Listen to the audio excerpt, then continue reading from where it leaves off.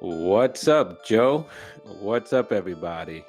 Welcome to another edition of Sports 360. I'm Jeff Fannell, and I'm here with my man, Rob Duran of Rob Duran Sports. Rob, what's up tonight? What's going on, man? What's going on? Well. I don't know, man. Coming out of the weekend, we're sitting here Monday night, April 19th, chatting it up a little bit and, coming out of the weekend. Had a good weekend, man. Springtime, good weather. Uh, you know, I like to grill, man. Grill and smoke meats. Let me clarify that right quick. I like to smoke meat. but I have a smoker. But here's the thing, Rob. I smoke meat. I will smoke macaroni and cheese. I'll smoke anything. Listen, you come in my backyard and you stand still too long, I might throw you on the smoker. Brother love to smoke, man.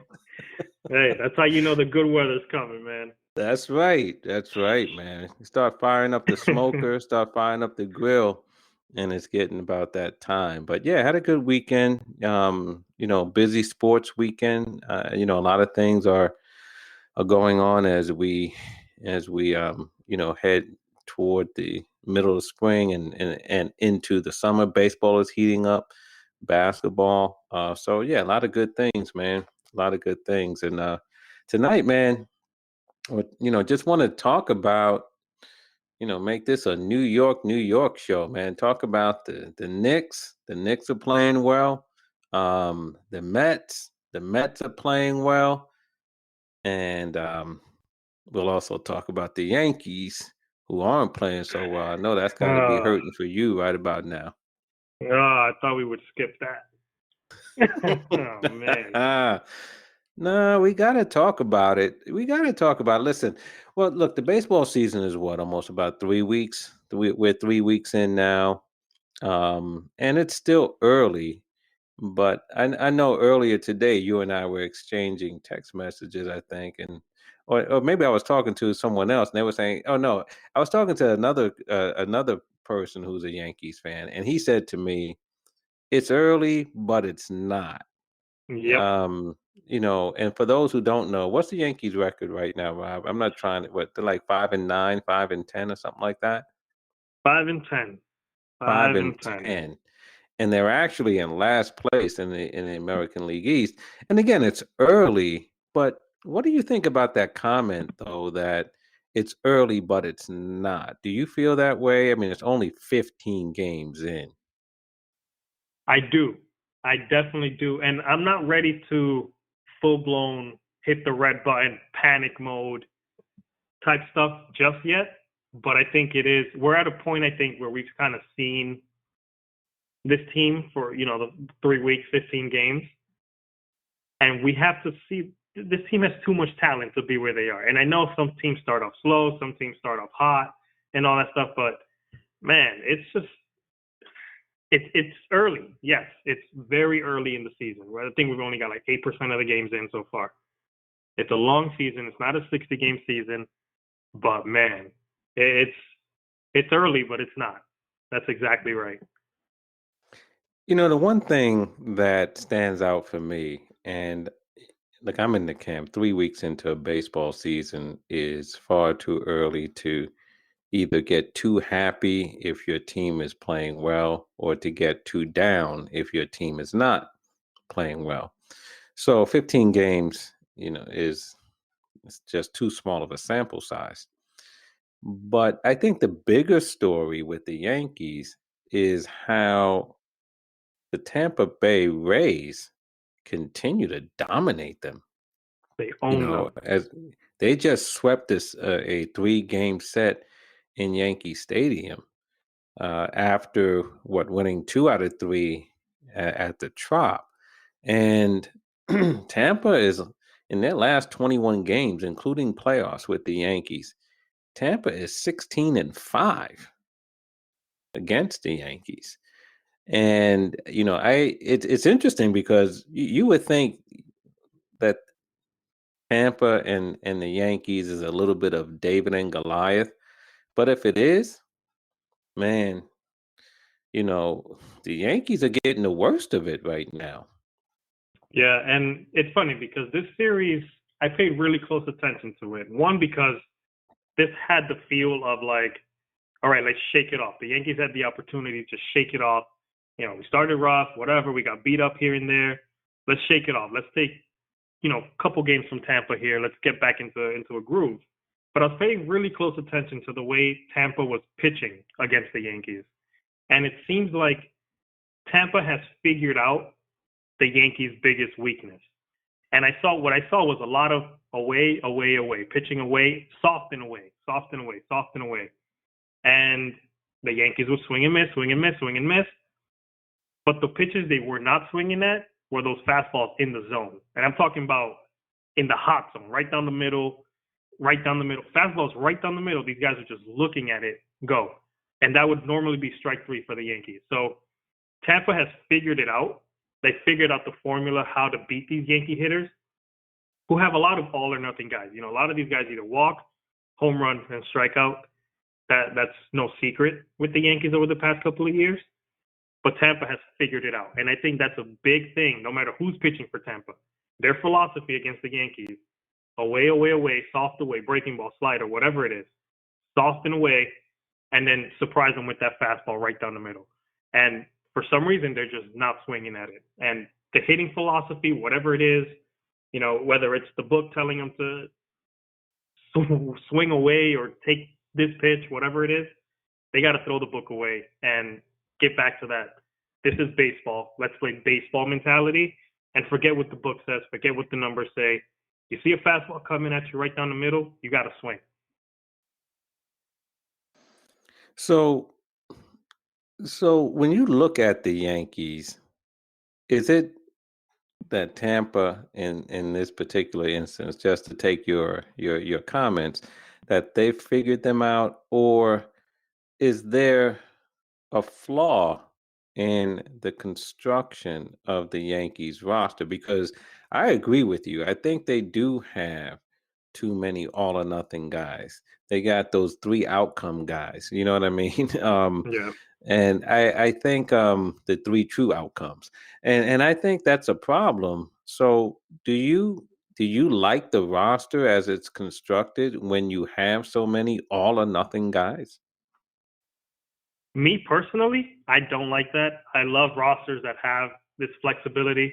And we'll take Tampa since we're talking about them. They're not an offensive machine. We're not expecting Tampa to lead the league in runs scored, none of that stuff, home runs. But they're winning 90 plus games a year. And it's not just pitching.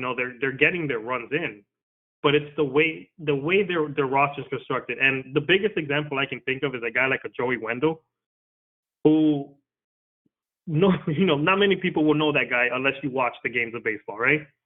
But Joey Wendell, you put him at third, he'll play third. You put him at short, put him at second, put him wherever you want, he'll play. And he'll get his hits. He'll get his base hits, he'll get his extra base hits. He's not going to hit 20, 30 home runs. But he's going to be sitting around, and I know batting average is not a thing now, but he's going to sit in a good batting average, maybe a 280, 300 type hitter, and he's going to get those hits. It's the fundamental stuff, I think, that's missing. And I think the Yankees roster, the way they're constructed with all these all or nothing guys, is a flaw. And I think it dates back, honestly, and I have nothing against Giancarlo Stanton, nothing against him. I'm a big fan of his. I don't think the Yankees needed to get that trade done because they already have a Giancarlo Stanton type player in Aaron Judge. So you're basically stacking a lot of the same cards into one deck. And now this is the result of it. And I think that's what's had them come up short in the postseason since that trade happened. And there's not a lot of roster flexibility on the team. Yeah, I mean, the Yankees, it seems to me when those all or nothing guys are all on, and they're a force to be reckoned with. But right now it's really not clicking for them. They're next to last in the American League in hitting. They had 11 hits in the 3-game series. that they just completed with Tampa in the entire series. I mean, there are many teams Yeah. that get more than 11 hits in a single game. And the Yankees had 11 hits in that 3-game series. So they're not swinging the sticks, that well right now. And they have a bunch of guys who are hitting below 200, and again, it is early, but to see such a team-wide struggle is a bit startling, you know, for the Yankees. What do you think about their pitching, starting pitching to begin with? I think going into this, we spoke about it too. There were some question marks with the rotation behind Garrett Cole. There's a lot of guys coming back from injuries, still working their way back. Tyone is one. He hasn't pitched great, but he's still coming back. He hasn't pitched in, what is it, a year and a half, 2 years. Kluber, the same thing, a guy who hasn't pitched in 2 years. And he has his struggles. You can kind of see the regression as it gets later in the game. He's kind of given, I think, 4 innings the last 2 starts. So it's not like they're pitching terrible, but they're not pitching up to where they need to be yet. And I think it's because they're still getting stretched out. And the bullpen was lights out for a while. But the problem is when you start using the bullpen too much, now the hitters start getting familiar with the bullpen. Now you're seeing the guy maybe 2-3 times in a row. Some fatigue may start to come in. And that's going to be an issue if they can't get length from their starters. You can't just, even Garrett Cole yesterday, he gave him 6+ innings, but he was already at 100+ pitches in the 7th when Tampa took the lead and just put the game away, basically. So that's something that, was a big question mark coming in. There's a lot of potential in that starting rotation, but potential doesn't always equal results. And I think that's where the Yankees' rotation and their pitching is right now.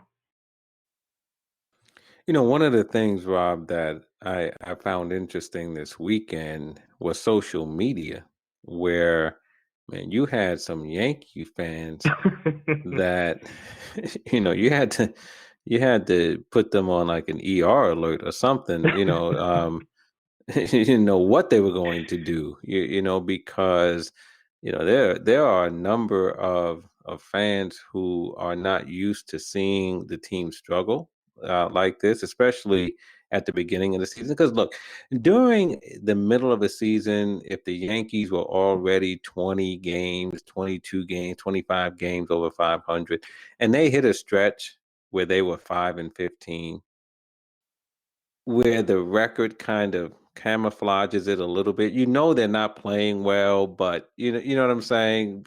Overall, Yeah. they're still one of the better teams in baseball. I think a lot of people would go, okay, the Yankees are struggling right now, but they'll get it together. But to start the season with the struggle, such that your record shows you every day just how much you're struggling. There's no camouflaging, no hiding it. I think that's leading some Yankees fans to start to lose their mind a little bit. And and I think the other part is having Tampa come and clean your clock, the first 2 series out the chute, I don't think bodes too well either. So I thought the social media response of Yankees fans this weekend was pretty interesting and a little bit funny as well.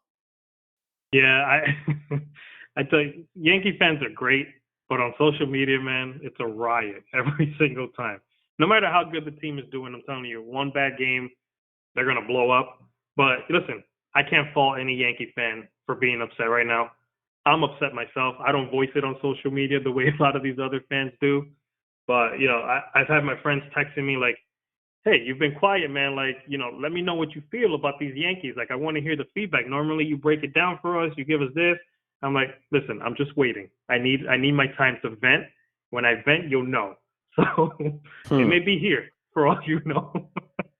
But man, it's just the way the team is playing. It's the fundamentals too, man. I'm really heavy on fundamentals, even when I played and when I'm playing now, and when I even coached, a couple of young leagues and stuff like that. I was very big on the fundamental stuff, and watching the Yankees play, like even defensively, they're terrible defensively. It's unwatchable, the defensive way that they're playing. It's Mm. bad, man. It's just like every aspect of the game is bad right now for them. And it's crazy because you watch spring training, and I saw a few games here and there. They didn't look this bad. You know, spring training is what it is, but they look pretty good in spring training. And then it's like once the regular season started, all that went out the window, and fundamentals went out the window with the team as well. You know, Gleyber Torres, I love the guy.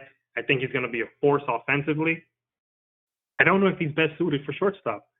I don't know if he has, you know, the defensive mindset to play short.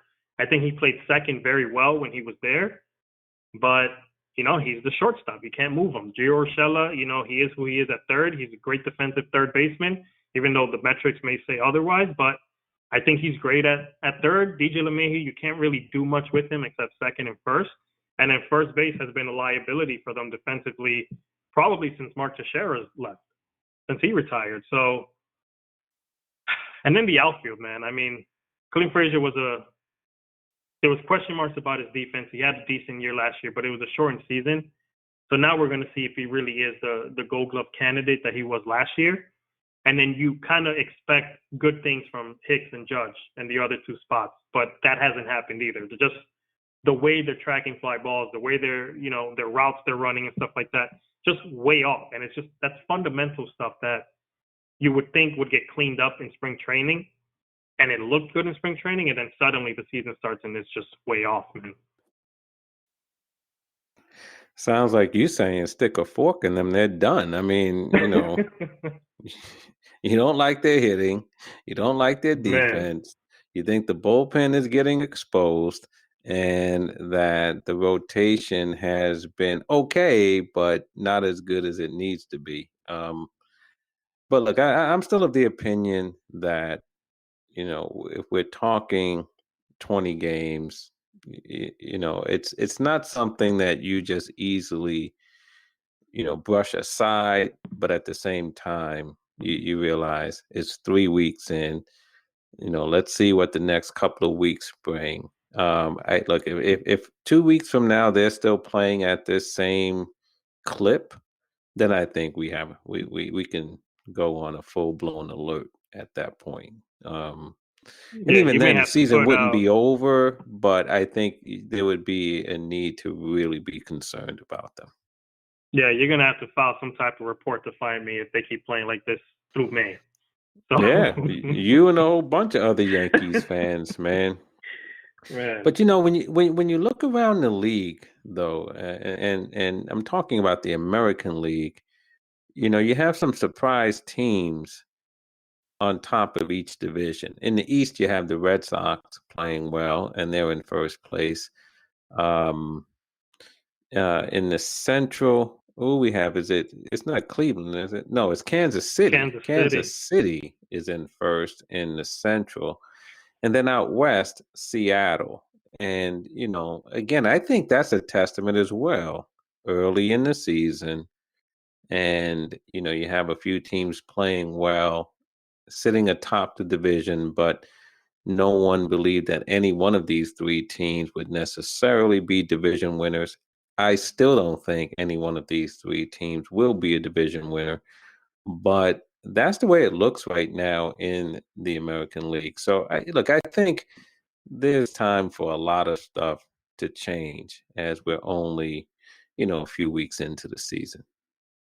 Yeah, and you know, some of these teams, like Seattle's a team. I feel like they start hot almost every year, and eventually, you know, like you say, you get 30, 40, 50 games of the season, you start seeing them go down in the division and stuff like that. The Royals made some sneaky good moves in the off season, but they're not going to maintain that pace. And I think the Twins and White Sox, they're both teams that are better than what their records show and better than what their play is showing. And then the Red Sox are another team. You know, I know I jokingly hinted that watch out for the Red Sox in that division. And I think they're going to be better than people expect, but I don't think they're first place better than everyone expects.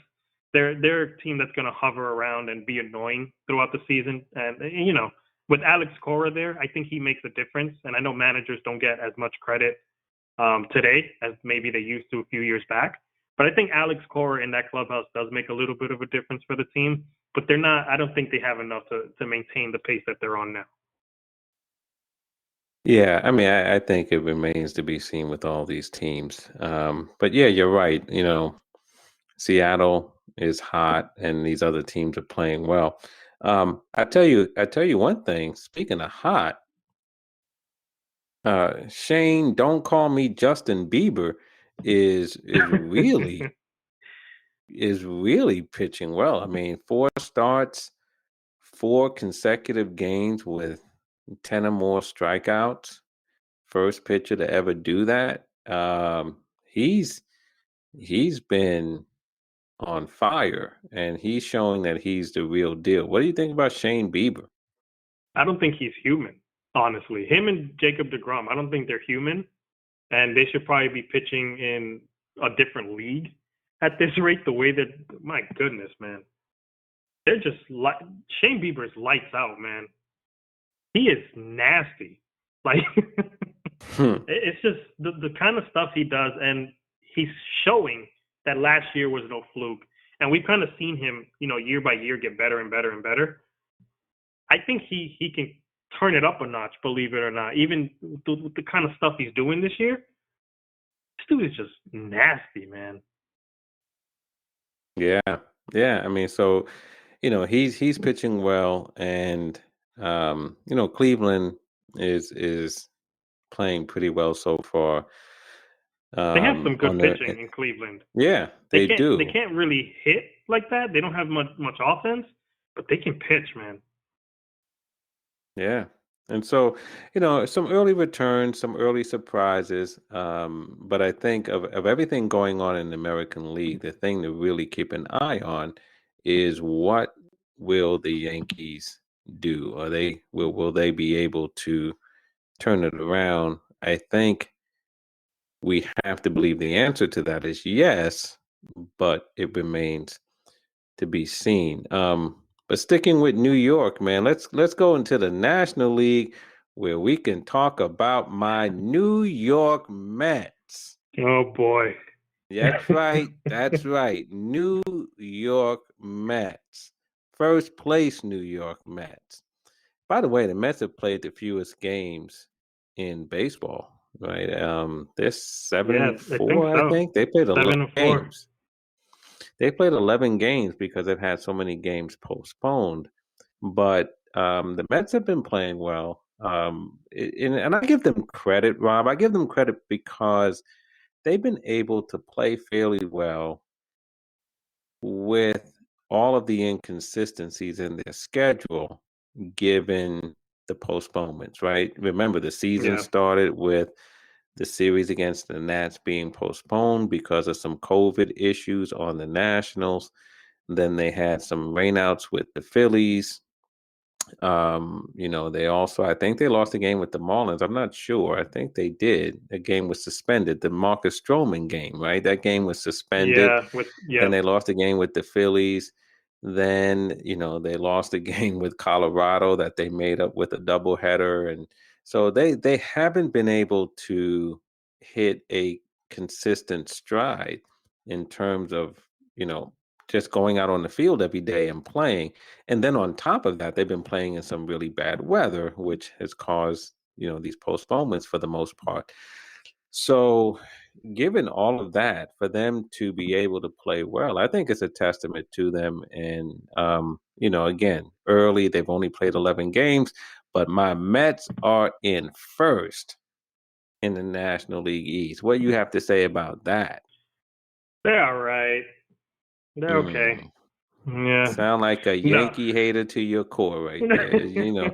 Them Yankee haters are looking at the Mets and sniffing at us, man. You can't even give us our props, man.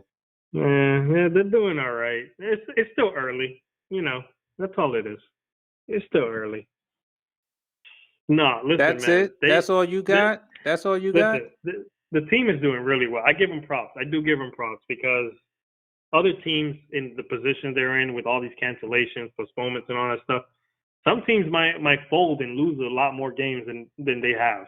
So the fact they've been able to do it, and it does help that you have Jacob DeGrom out there, and I think Mother Nature's trying to keep DeGrom out because I feel like it's his starts that keep getting canceled. But Hmm. when he's out there, man. And I think he's going to win the Cy Young again if he can stay healthy, and I hope he does, because the game needs a pitcher like him to play every single time out. But behind him, Marcus Stroman is playing some phenomenal baseball. He's doing his thing on the mound, which, he had that potential, coming over from the Blue Jays and all that stuff. He's showing up, and, he talks a lot. He's out there in social media. He's not shy about it. He has a lot of swag, and he brought that, I think, to the team, and it's showing. The team is playing confident. Walker's another pitcher that they have that, he signed late into the off season, but it's a good return so far. He's done a good job as well. So I think the Mets are playing some really good baseball. I think their offense is going to continue and step up a little bit more. And I think they're in prime position, man, to make some noise in that division, especially with Atlanta struggling right now. This is the Mets' chance to kind of take that division and continue to build on their success. Maybe they're there by the All-Star break, still in first place, and then we can talk about them winning the division at the end of the season. Yeah, I mean, look, we'll see. Like we've been saying all along, it's early, but they have been able to play well despite the scheduling adversities that they've had, and they haven't swung the bats well, as you said, so far. It's early in the season, so a lot of times hitters generally are a bit behind the pitchers, and that's the case with the Mets as well. But they've been able to play well enough to have a 1-game lead in the National League East as we speak. And you mentioned Atlanta. Atlanta's struggling a little bit. The Marlins, who had got off to a bad start, have started to play better, and the Phillies are playing pretty well. Yeah. The Nats are scuffling, and I think that's probably to be expected in the National League East. But man, what about out west, where it's been interesting? This past weekend, we saw fireworks Yes. out in San Diego as the Dodgers and the Padres had their first series of the season. Dodgers took 2 out of 3, and man, there was a lot of emotion in that 3-game set. Yeah, man. I had to look at the calendar real quick and make sure it was still April and not October, the way these guys were playing against each other. They were going at it, man. And that's the kind of baseball you love to see. That's a real rivalry, man. And baseball, between the Yankees and Tampa have that animosity between each other. But it's nice to see that because, it's not like they're getting violent with each other, but it's nice to see like there's some real animosity between teams and they're really trying to go for it. The Dodgers, they're the champs, and everyone, they have the target on their back, and the Padres are letting them know, we're here. We made these moves to come after you, and we're going to come after you. And I love that series, man. And they have a lot more games to go the rest of the way. So it's going to be exciting, must-watch baseball. Every game, these two play against each other. Yeah, look, the Padres are still looking to hit their stride a little bit. They have some guys who are struggling again with the bat. The Dodgers though have just gotten off to a phenomenal start, Yeah. and if no one can slow them down, and the Padres don't want to get too far in the rear view because if they do, then it'll take some of the edge off of this so-called rivalry. Because Yeah. in the end, you have to justify it being a rivalry. You know what I'm saying? In other words, if the Dodgers are up 15 games on the Padres the next time they meet, it's kind of hard to look at that as, oh, they're rivals. You know what I'm saying? You're 15 games back, Yeah. So I think that the Padres want to, and they need to, maintain some proximity with the Dodgers in order to, continue to go at this as if it's a real rivalry. Because otherwise, it'll seem like, you know, it's like big brother, little brother, and we all know who's going to win. You know what I Yeah. mean? So, Yeah. And one thing but to keep an eye on too is the health of Tatis Jr. because he had that yeah, shoulder injury. He decided not to go for the surgery and missed the year.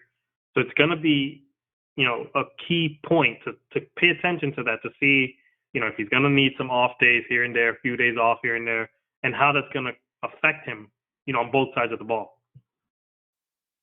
Yeah, and Rob, overall, he's had some injury history in his young Yeah, career. I mean, so this is not totally unexpected or unusual at the very least. And so you hope that he's able to, you know, strengthen whatever's going on with the shoulder and continue on. Even if he, like you said, if he needs some off days and all the rest of it, you just hope that he's able to, go a full season because he hasn't done that yet. Right, not at exactly. the major league level. So he hasn't done that yet, and so you want to see him be able to come close to doing that. He's already missed some time this year, so he won't put in a full season, already. But you want him, you want to see him out there for sure. But yeah, that it was really exciting. I thought, to see the rivalry, and of course, um, what looks like a rivalry, but of course, they had to have a baseball skirmish. And what I mean by a baseball skirmish, right? The bench is clear and everybody comes out and they give mean looks and all the rest of it. And for me, I'm like, man, everybody I know. back to the bullpen, back to the dugout. You know, batter, you got hit by the pitch, take your base, and everybody just get back to it. Baseball is so funny, man, with you know, the tough guys out there milling around. And so Yeah, we had one of those. I always find it funny when the bullpens run out, and that's when it's ending. So then they have to go and run back, walk of shame all the way back to the bullpens after running out so much. Yeah, man. Yeah. Yeah. So, but it's the National League. I think right now, we talked a little bit about the East. Did we mention that the Mets were in first place? I think we did, right? Yep. Yep. Yeah, Yep. we We did. covered Okay. that. Oh, we checked that box. Yep, Okay, I we just did. wanted to make sure. Yeah, so and then then the Dodgers obviously in first place in the West, and then in the Central, Cincinnati has been playing some pretty good baseball. And Milwaukee, I told you earlier when we were talking, we had our preview. For me, Milwaukee's a team I want to watch out there in the NL Central, and I think they could be a sleeper if the other teams out there stumble. And I think the Central is going to be a weak division anyway. I Yeah. do. And so if those teams like St. Louis, Pittsburgh, forget about them, but St. Louis and forget about Chicago, St. Louis, Cincinnati.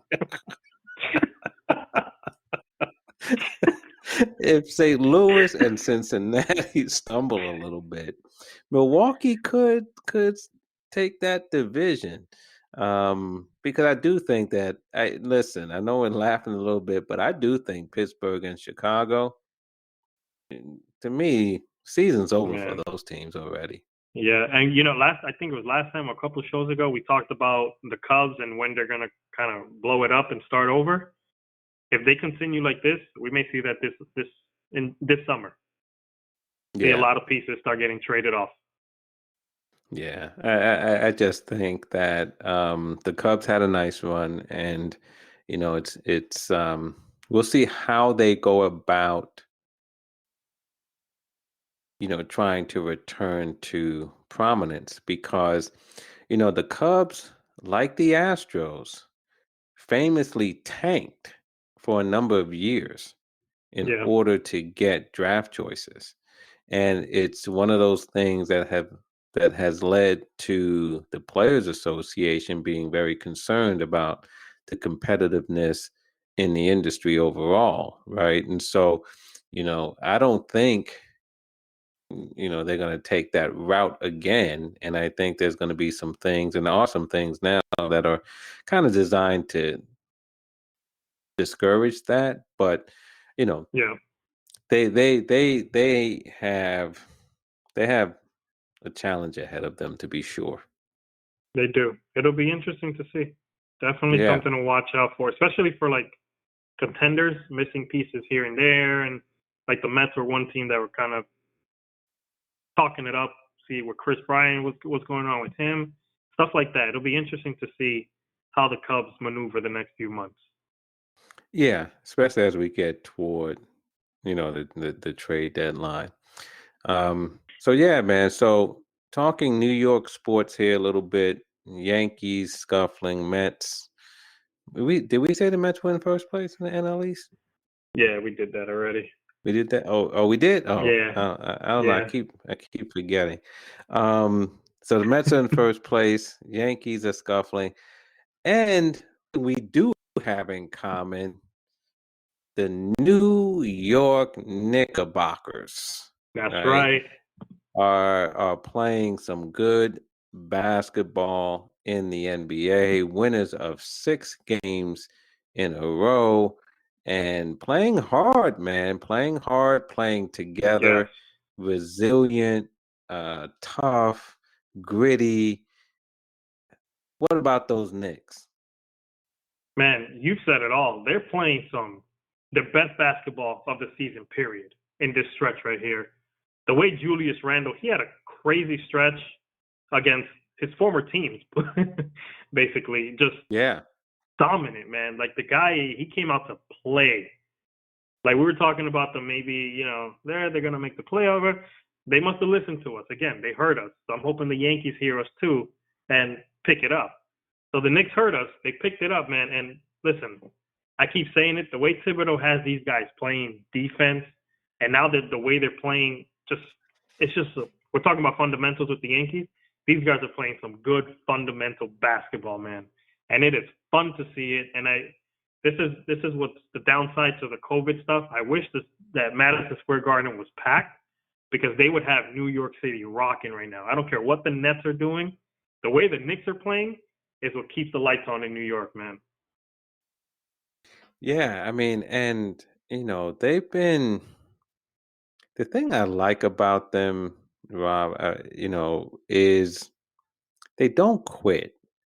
No. Even in the middle in a game in which, they might not be playing well or the other team is playing well.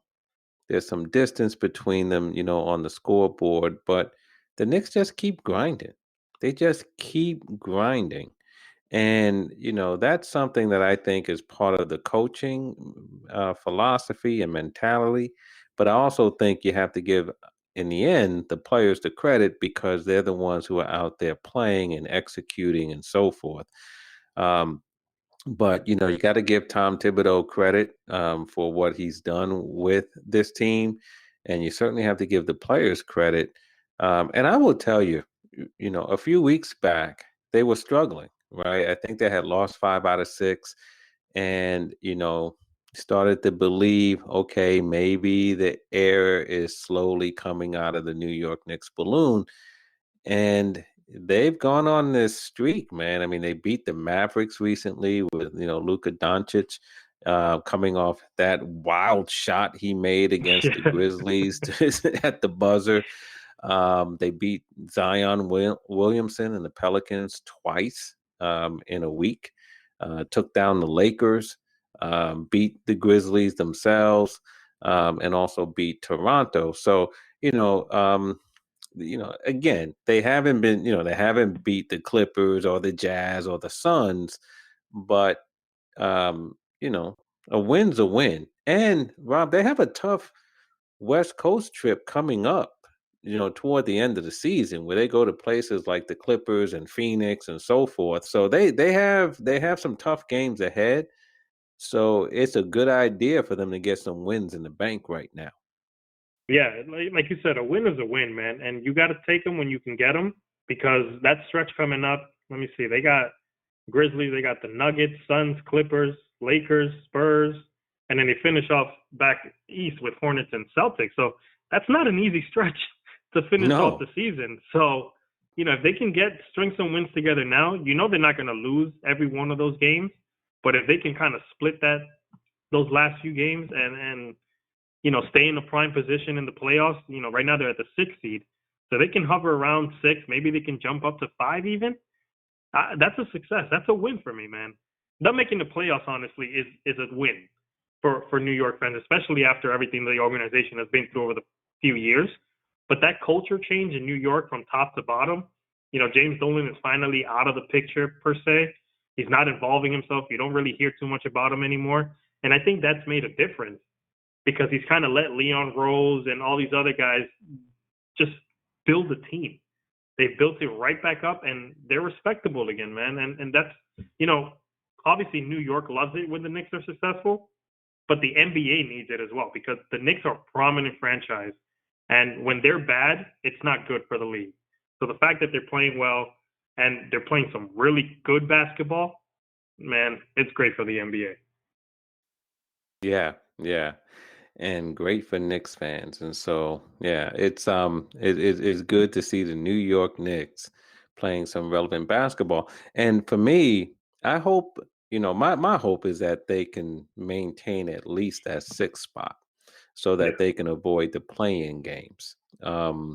But it's going to be tough because, you got Miami, Boston, playing well as we've been mentioning. Boston's continuing to play well.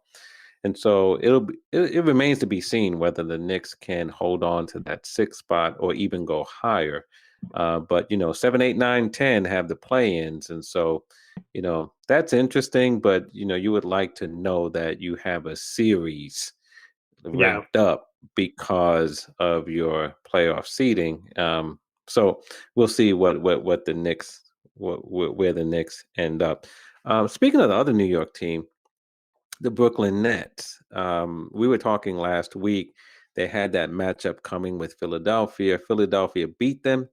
But again, there was no Harden, there was no KD, and Philly had to hold off the Nets. That the Nets made a pretty furious comeback in that game that fell short. yeah, But Kevin Durant got hurt yesterday in the game against the Heat. I think it was a thigh contusion or whatever. So he continues to have some challenges this year from a health standpoint. Kyrie's out there on his own. Harden is still rehabbing. LaMarcus Aldridge suddenly retired because of a heart yeah. issue. So, some of that depth that the Nets have been talking about, they lost it with Aldridge, retiring, but with KD continuing to be hobbled and Harden out, um, again, they still have that issue that we've been talking about. Can these guys, the big three, finally come back and get enough court time under their belt so that they can have the chemistry that they're going to need to make that deep playoff push? That's still an open question for these guys. Yep, and I think it's going to continue to be a question up until game one of the playoffs begin because I'm pretty sure they're going to let Harden, take as much time as he needs. Same thing with KD, and he's already missed, I think it's like 33 games going into the last game, and he's going to miss probably a few games here now. So that's going to remain a question mark. And until we see them play consistently together, I think this Nets team is going to be a question mark. And listen, the talent is undeniable. When them three are on the floor, maybe they'll be lights out and they'll score 150 points a game, and they're going to give up 130, but they're going to they'll put up the points to win.